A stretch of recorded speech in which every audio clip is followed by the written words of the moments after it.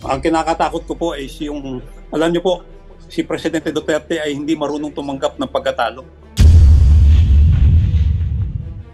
At meron siyang impluwensya at kakayahan na ipapatay ako kahit nasa kulungan ako. Meron nang namatay sa custody ng pulis, sa loob ng presinto, sa loob ng ospital, sa loob ng kulungan. Alam niyo, mahirap pong i-disclose yung identity ng informant at baka po mawala na po ng tiwala yung mga gustong tumulong sa ating sibilyan. Naintindihan ko po yun. Pero ang informant number 1, ang sabi niya is si Michael Yang is laging kasama ni then candidate Rodrigo Duterte at ni Bongo. At ang sabi niya is kasama rin yan sa Davao 2004 laboratory. So dahil kami nagtrabaho sa Davao, meron kami information sa Davao. So nireview namin yung aming records, tinignan namin kung sino yung pwedeng makausap doon. At nga nung August, may nakausap si Lito, si Captain Perote. Kaya nagpunta kami ng Davao ni Captain Perote para kausapin yung informant number 2. Okay. Ang sinabi naman ng informant number 2 is in-identify niya si Michael Yang. Pero hindi niya sinabing pangalan na Michael Yang. Ang sabi niya, itinuro niya dun sa Raw Gallery, Sir, yaan si Dragon. Sabi ko, bakit Dragon? Sir, may tattoo kasing Dragon yan eh. Paano mo naman nalaman? Eh, nakita ko sir eh. Yun ang tawag sa kanya, Dragon. O anong involvement niya doon sa laboratory sa Domo eh. Sir, siya yung tumanggap ng 2 container van at siyang nag-ayos. Yung iba dinala sa Domo, yung iba dinala sa Cagayan de Oro. Pwede ho bang malaman kung alam nyo kung ano yung relasyon ng inyong confidential informant dito kay Michael Yang? Siya ba ay amo ba niya si Michael Yang? Siya ba ay trabahante doon sa sinasabing laboratorio? Ano, pwede ho bang mabigyan nyo kami ng idea? Pwede ko pong sabihin, pero sana po is sa sekreto po. At kasi kung ikwento ko po sa inyo kung ano yung relasyon, malalaman, baka mabuko po yung asset, kawawa naman. Sige, siguro mangangailangan tayo ng isang confidential executive meeting siguro soon, no? Hindi pa ngayon. Kami, kumukuha lang ho kami ng mga information para ho mabuo sa aming isipan yung aming iniimbestigahan dito. Gagaya ng nabanggit ko kanina na maaaring may kinalaman yung mga kumpanya na kung saan ang pangalan ng mga may-ari ay Mr. Michael Yang doon sa kumpanya na nagmamay-ari ng warehouse sa Mexico, Pampanga na meron pong shabu.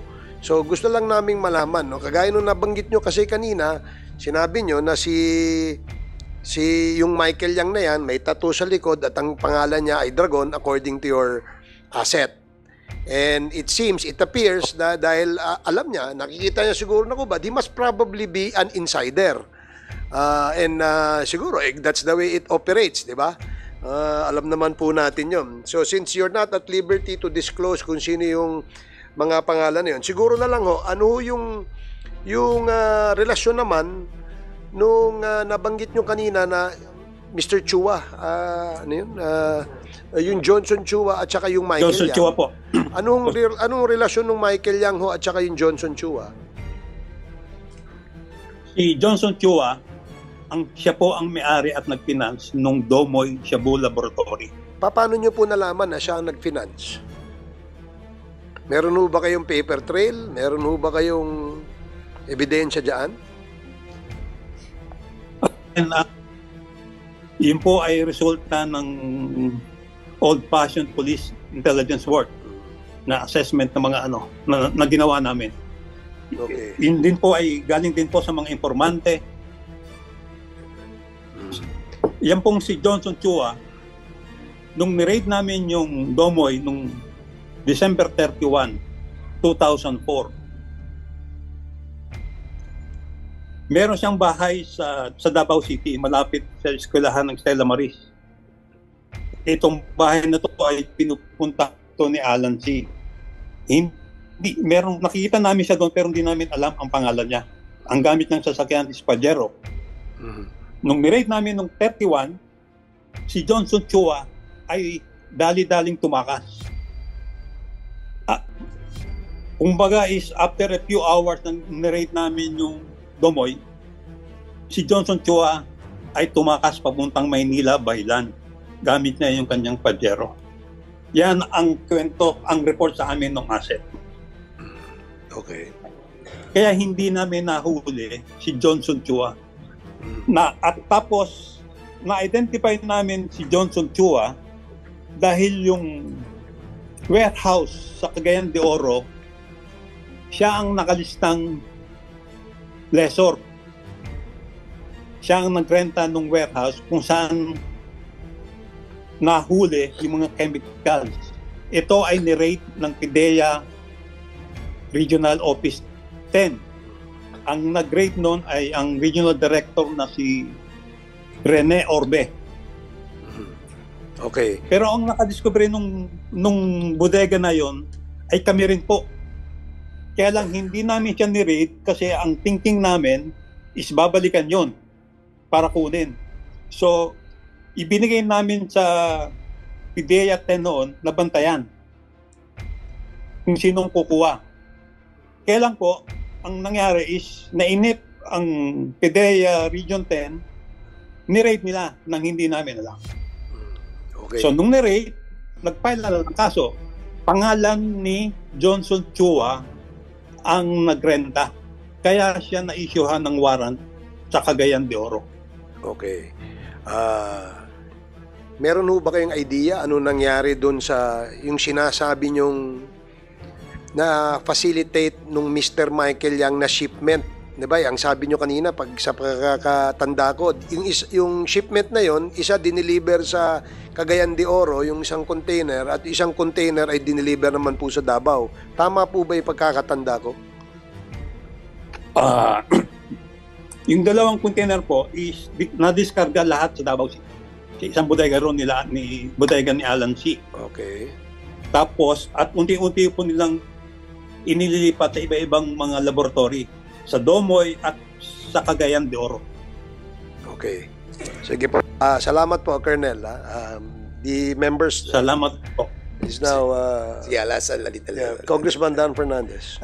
Mr. Acierto, pwede po bang malaman yung kanina nadinig ko po 2 dekada na kayo sa no? Sa serbisyo. 2 dekada na po kayo. So noong 2004 involved na ho kayo doon sa Dumoy, no? 2 dekada, so 20 Opo. years. Opo. Have you undergone any lifestyle check na po that was conducted by the Senate before?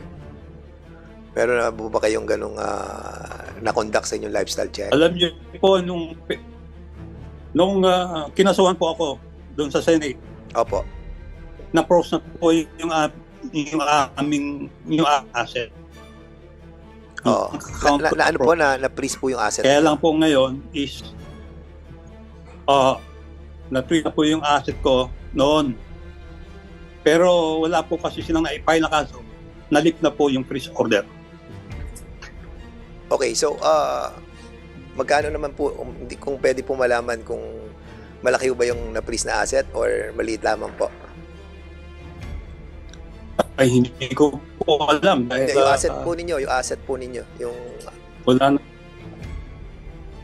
mga magkano po yung naging asset? Hindi ko po masagot kasi wala po akong records. Nung asset po ninyo? Oo. During the time that you have conducted a hearing with the Senate, nag-undergo po kayo at na-freeze po yung assets po ninyo during that time. So, basically, sinasabi niyo po ngayon, hindi niyo po alam kung magkano yung asset ninyo? That was freezed? I hope hindi you ko po don't mind, nakita yung Mr. order. Sherto, what we're trying to Opo. point out here is also Ngayon, to naiintindihan ko po. Trabaho niyo po yun. to test your integrity as a resource speaker, because yung pong inyong discussion dito about your presentation is so long that we understand yung pong inyong pong mga sinabi. Basically, yung iba napanood ko na rin po sa Senate hearing, and yung iba may mga bago po ako na dinig ngayon, but we wanted to compare your lifestyle with those that you are accusing of. Basically, kung sasabihin natin sila Michael Yang, we all know that they are affluent, di ba? Affluent po ngayon, at kita po natin yung iba po nilang mga kasamahan. Basically, ako, I do believe that ganun din po sila. And we wanted to compare lamang po yung buhay ninyo sa ngayon, sa buhay nila. Ako po, yun po yung nais kong malaman sa pagkakataon ito. That's the reason why I'm asking this. I hope you don't mind that I think it's imperative on this representation to find out how much asset was freezed during that time that you have a hearing in the Senate. May we possibly know how much the assets we're talking about? Uulitin ko po. Ako po ay simple lang po kami. At simula nung magtago ako, 6 na taon na po. Mag-6 na taon na. Wala po akong nakausap. Hindi ko po nakita yung complaint na pinail sa akin. Hindi ko rin nakita yung freeze order, maski yung lifting ng order. Lagi pong balita lang ang natatanggap ko. Sige, yun na. Kaya gusto ko man mong sagutin yun. Yes. Hindi ko po masagot ng tama. Okay. Mahirap naman po manghula. Tama po. At ayoko pong magsinungaling sa inyo. Okay, I understand po, Mr. Sherto. Sa inyo na lang po ang pagkakaalam, sa sarili nyo po. Siyempre, tayo naman po, may kanya-kanya po tayong property. Ilan po ba ang property niyo? Ilan po bahay ninyo? Ilan po yung inyong pong, kung meron pa po kayong negosyo ng inyong pamilya? Gano'n, meron po ba? Dito sa Pilipinas or abroad?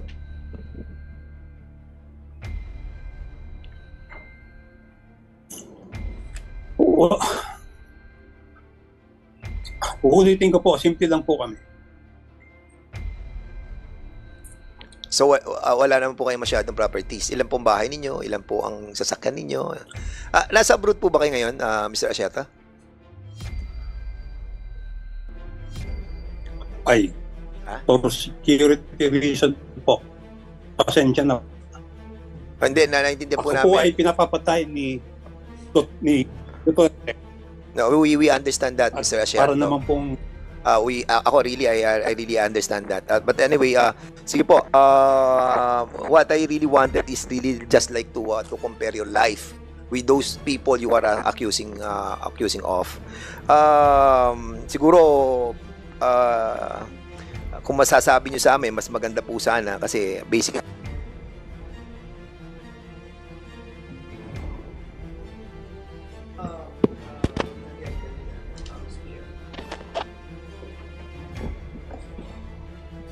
kasi marami po kayong naakasuhan dito, Mr. Sherto, mula kay Duterte, kay Senator Bato, kay Senator Bongo, kila Albayalde, Aaron, Wilkins Villanueva, at sa sinabi niyo po kanina sa opening statement po ninyo, ito po yung mga taong lumoko sa atin, at basically, nung in-expose po ninyo ito, ay binalikan kayo at kayo naman ang naging protector, naging kidnapper. So basically, kung titignan po natin, nagbatuhan lamang po yung akusasyon na sinimulan ninyo at binalikan din po kayo. At the reason why kayo ngayon ay nagtatago dahil nga po during that time ay warrant of arrest was issued sa inyo po. At dito po sa sinasabi po natin na nagkaroon po kayo ng raid sa Dumoy, meron po bang mga namatay na tao doon during that time na conduct ng raid na to? meron po, 6. At sila po ay mga empleyado po doon? Opo. Chinese po yan. Opo. And dito po, binabanggit po niyo yung owner kanina, si Johnson Chua, correct? Opo. Mr. Chair, kasi yung Johnson Chua, ngayon ko lang po nadinig yung pangalan na yun. Is he still around?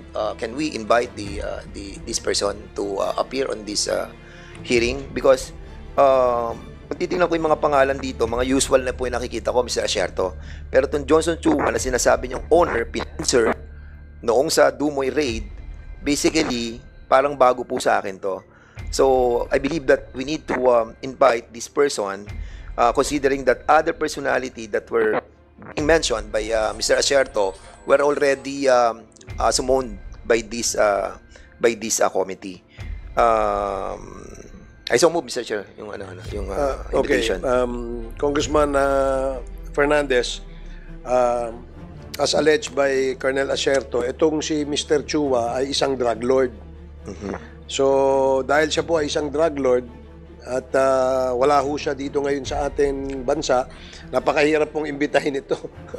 And we're just relying on the reports by Colonel Asierto as well as the reports by the Philippine National Police as to the whereabouts of certain drug personalities, where most of them who are identified as drug lords are not anymore in the country.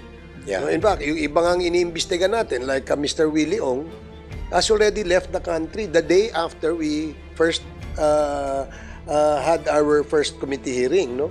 So we will try to locate, no, and we can locate him, and which I doubt, no.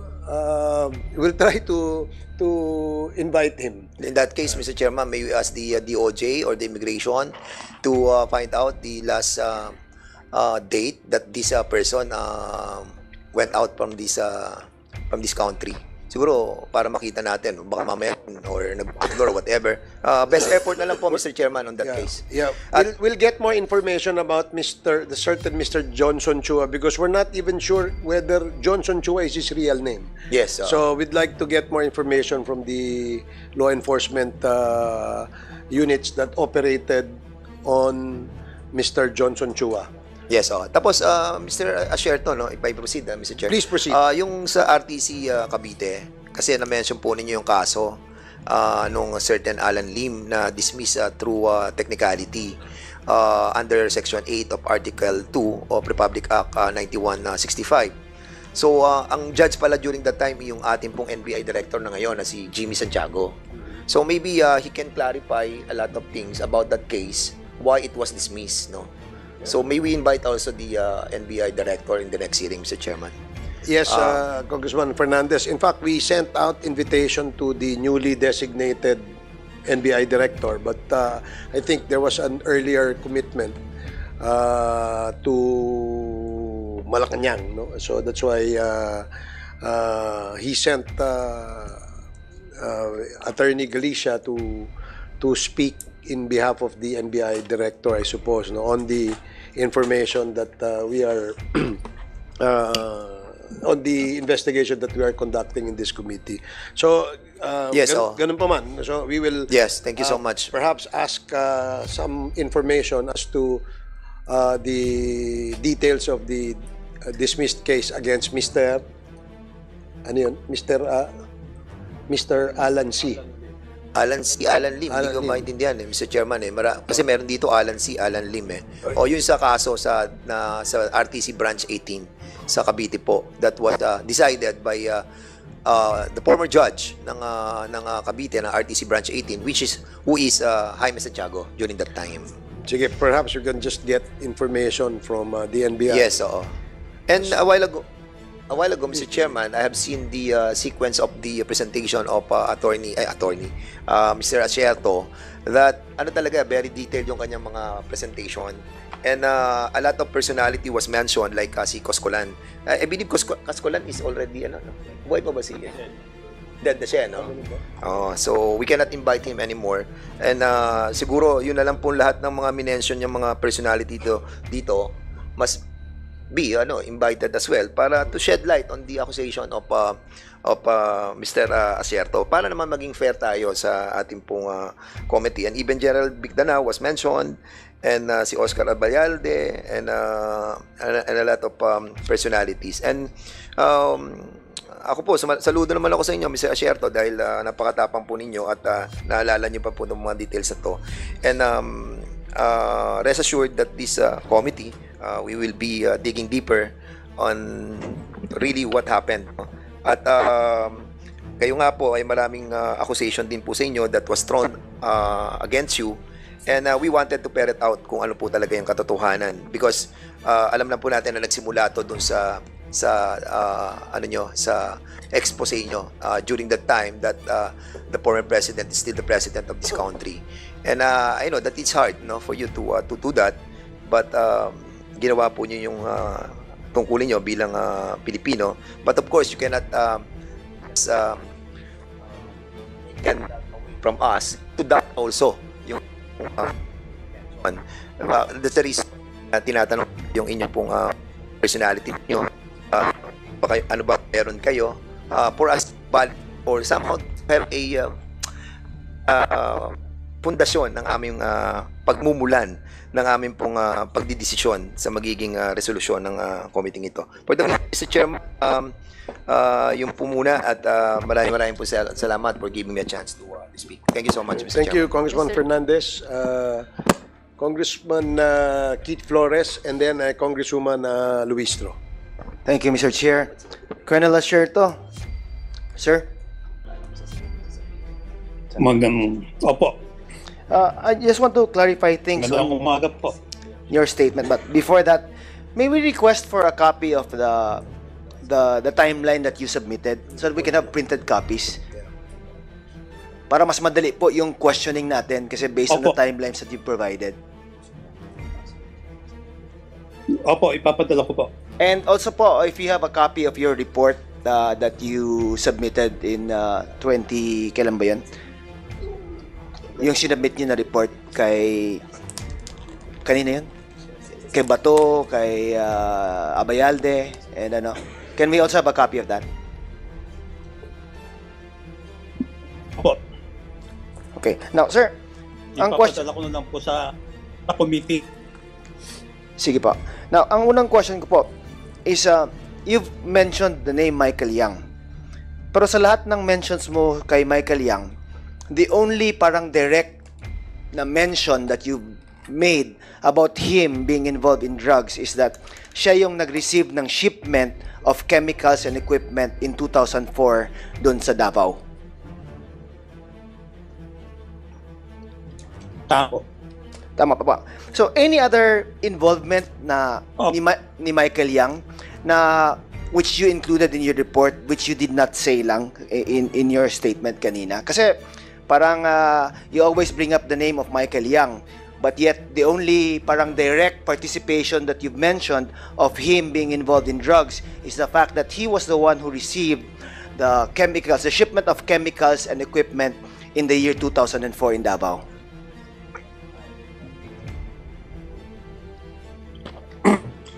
Totoo po, ang report ko lang po ay yung kanyang involvement sa Davao. Kasi during that time, 2004, ay kumbaga is nasa low-level worker siya ng sindikato. Pero ngayon po, 2016, ang haba na po ng panahon, sa tingin ko po ay tumaas na ang ranggo.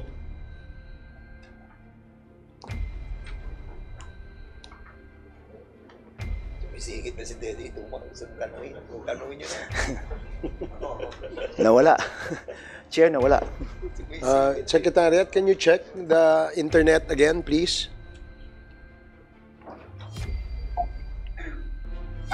So, sorry po, naputol. Yan Ano po? Please continue pa, sir.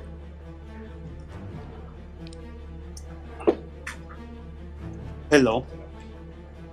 Oh. Yes, sir. Ulitin ko po, nung 2004, si Michael lang ay parang trabahante pa lang noon.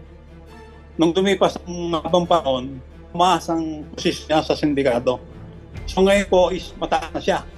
Hindi na po siya humahawak ng droga. Kumbaga is nagmamando na lang siya. Okay, so that's 12 years after yung 2004. So, Kasi 2004, siya lang yung nag-receive ng chemicals and equipment eh. Ngayon, you're saying that based on the intelligence reports that you received, tumaas na yung ranko niya. Now, this time, he's no longer just involved in receiving and distributing the equipment, but siya na yung nagbibigay ng orders. Is that correct? Opo, kasi nga po, diba sabi ni Presidente Duterte, siya yung pagador. What's Siya yung tiga-ayos ng negosyo. Parang fixer. Yung pagador, yung ba Oh. fixer ba tawag doon, Colonel? Kinakasam mo. Opo, mukhang yun po ang ibig sabihin ni Presidente Duterte. Okay po. Fixer ng mga illegal na droga, pogo. Okay po. Now, other than that po, na sinabi mong na-mention ni President Duterte, from your informants or from your investigation po, ano pa po ang na-establish ninyo which was stated in your report that directly links Mr. Michael Yang to illegal drug activities? Ang na-discover ko lang po talaga is yung sa Domoy. Kasi nga po ngayong 2016, mataas na yung posisyon niya, hindi na siya hahawak. So, pero yung aking confirmation, based sa aking assessment, nung ginawa ko yung report ko, simple lang naman po yung report ko eh. Yung report ko po, parang sinasabi ko lang na si Michael lang ay laging kasama ni Duterte na involved sa droga. Baka hindi alam ni Presidente. Okay. So yung premise Kung hindi po, alam ni Presidente involved si... so iklaruhin ko lang po Kung hindi alam ni Presidente na involved si... So yung premise po ng report nyo, Na hindi is po... na-confirm ninyo na si Mr. Michael Yang was involved in the Dumoy operations and that since he is seen to be close to the President, gusto nyo iparating or paabot na this person was confirmed to have been involved in a certain drug activity in the year 2004 in Davao City. Tama po ba? Opo. Baka po hindi alam ni Presidente. Alright. Now, you also testified that you submitted your report to then Chief PNP Ronald Bato de la Rosa. Is that correct? Hindi po ako kung ang personal na nagbigay. Pinakuha niya yung report ko kay General Cascolan. Okay. Kasi nalaman niya pong meron akong report. So, pinakuha niya from Opo. General Cascolan. Opo. Okay. Now, do you remember when was that, Colonel Asierto? Anong date yun? Anong year yun? I think it's second or third week ng December 2017. And to be clear lang po, no? Yung report niyo naman na sinubmit, hindi Xerox copy na may mga puncture holes lang or picture lang po ng Xerox copy or something like that. This is a complete report that you submitted. Hindi po. Complete po yun. And you were complete po yun. Wala po yung puncher. Okay. Wala po siyang butas ng puncher. Okay. Tapos you were willing to appear before then Chief PNP Bato de la Rosa if he had further questions about your investigation. Is that correct? Yun po ang inaantay ko na gagawin niya. Yun po yung basic supposed to be. Pero ang ginawa niya, ang kinausap niya is si Alan Lim. Imbis na yung gumawa ng report, ang kinausap niya yung subject ng report. Okay. Now, to be fair naman po, baka naman po, once he received your report, he conducted his own investigation and found out that there was no involvement of Mr. Michael Yang sa drugs. So is it also possible na ganun po ang nangyari? Posible po. Posible po. Bakit? Hindi po hindi po imposible yun. Pero nasan po yung report? Meron po bang ginawang report si Chief PNP de la Rosa? Ibinigay niya ba yung report sa DI para i-validate? O sa Drug Enforcement para i-validate? O ibinigay niya kaya para i-validate? Kasi Siya mismo nag-validate eh. Kasi I'm interested in this po na nung nangyari with your report. Kasi in a lot of the yung mga nagtestify ng mga biktima po ng EJK, most of them claimed that ang mga pangalan ng mga anak, asawa or ama nila were taken from reports submitted by the barangay level lang eh. No? So kung barangay level nga lang pinagbibigyan ng importansya po, why was your report not given the same importance kung ganun man? That's what I want to find out. Yun din po yung gusto kong malaman eh. At doon po ako nagtataka. Bakit hindi nila ako binalikan para sabihin kung mali man yung report ko o hindi. Pero ang nawa nila is siniraan nila ako. Pinutulungan nila akong sirain yung aking reputasyon. So ano ibig sabihin? Pinagkahanda yung mga lamp ng report ko. Mas simple naman po yun eh. Ipinatawag banda si Michael Yang. Katulad ni General Aquino, meron siyang power. Pwede niyang isupin.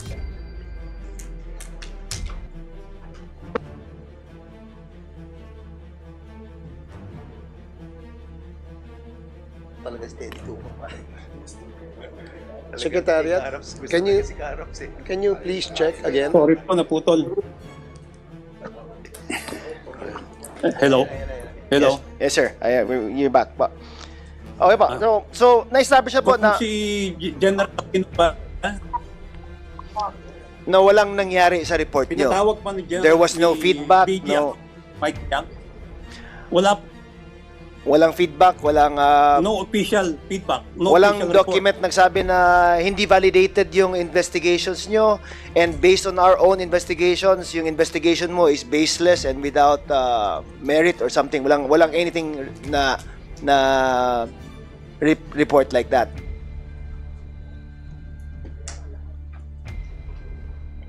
Wala Sir. po. Puro sa press con din. Yung mga press release nila. Okay. So now, other than At Chief pinapap- PNP ang Bato, isa pang po, you mentioned that you also submitted the same report to General Abayalde, correct? Opo. Nung May And that there was a 2018. point in time where General Abayalde also denied meeting you and receiving the report that you submitted, correct? Opo, nasa ano po yan? Nasa news. Okay. Now, sir, hindi ba kayo willing maging like state witness or come back na witness protection program para po siguro it's easier to follow up on your investigation pag nandito po kayo or within the jurisdiction of the Philippines po? Willing po akong tumulong. Lalo na sa ICC. Kaya lang po, yung problema ko is yung kaso na nakapatong pa sa akin. Alright. Meron po akong warrant at ang kinakatakot ko po is yung, alam niyo po, si Presidente Duterte ay hindi marunong tumanggap ng pagkatalo. At meron siyang impluwensya at kakayahan na ipapatay ako kahit nasa kulungan ako. Meron nang namatay sa custody ng pulis, sa loob ng presinto, sa loob ng ospital, sa loob ng kulungan. So, Okay po. Sige, thank you, Colonel Ashero. Thank you, Mr. Chair. Okay. Congresswoman, thank you, Congresswoman Flores. Congresswoman Luistro, you're recognized. Mr. Chair, I wish to be reminded that our investigation is about Empire 999, where Shabu were located and found. So, may I invite the attention of the committee? Kanina po, sa report ni Colonel Asherto, he mentioned about a certain Johnson Chua and a certain Alan C. as drug operators in Domoy Raid. Ito po ba ay may relasyon o kaugnayan sa mga incorporators ng Empire 999? Because as we can see, meron po tayo ditong Elaine Chua. Is she related to Johnson Chua? We also have Michelle C. Is she related to Alan C? Do we have available information from the committee, and can we confirm from Colonel Asherto if he has knowledge about the possible relationship of these incorporators with the two personalities behind the Domoy raid? Mr. Chair. Colonel Asierto, pakisagot po yung tanong ni Congresswoman Luistro. Opo. Sorry po, wala po akong impormasyon tungkol doon sa mga pangalan na nabanggit nyo ng mga incorporator. At wala po ako ngayong kapabilidad na i-verify yan. Mr. Chair, do we have the PSA here? I wish to request that we look into this. If through the records with the PSA ay may makikita po ba tayong relationship between Elaine Chua, incorporator of Empire 999, with Johnson Chua, one of the drug operators identified by Colonel Asierto in Domoy raid.